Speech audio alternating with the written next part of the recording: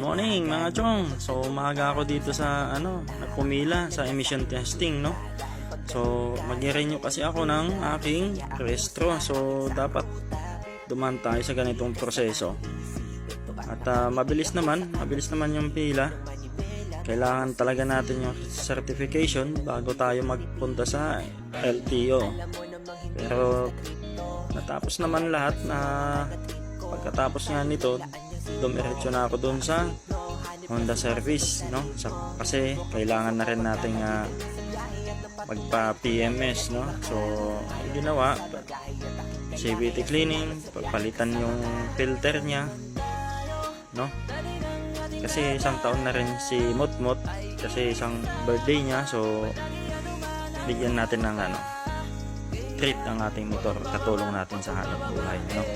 So yun lang naman mga kasama. Ride safe lagi mga chong. Yun lang, bye bye.